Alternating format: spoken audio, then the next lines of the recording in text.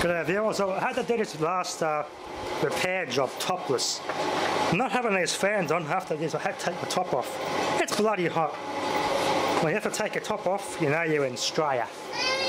Australia in the summers. But I've been wanting to do this for a while. This fan's been going slow and sluggish. And I thought, well, that's the capacitor. Okay, Diddy. The little one wants some attention. This capacitor was open circuit. That's the reason why many of these fans get thrown out in the first place. That's the main thing that goes wrong with ceiling fans. The capacitor goes bad and they just suck. You can't get much speed, even on the highest setting.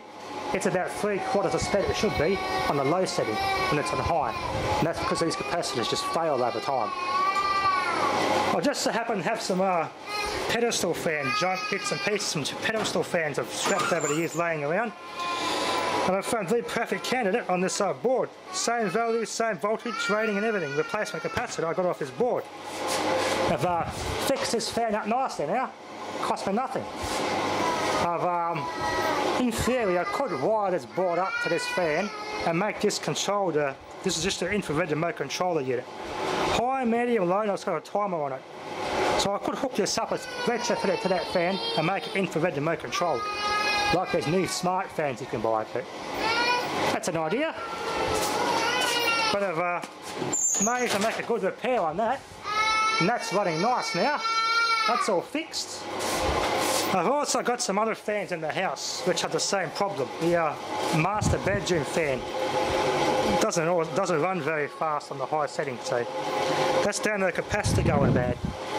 They're pretty cheap, easy, consumable items to replace. That's one of the main reasons why people throw these fans out. These capacitors fail. In this case, this only just had bad bearings. Boy, it's nice in here now.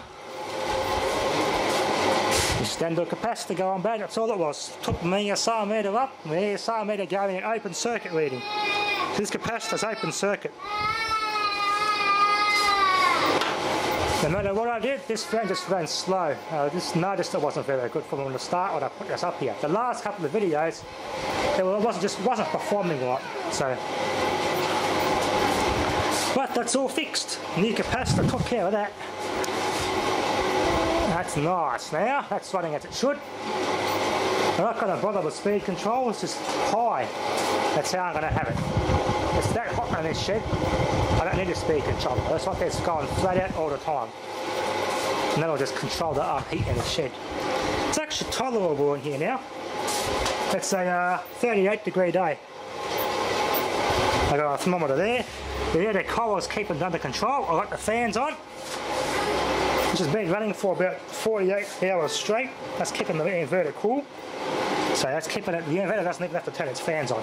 I've got these fans here keeping it under control. That'll make it last a lot longer. The less heat stress it is, the better it is for it in the long run. This thermometer is showing me 41 degrees.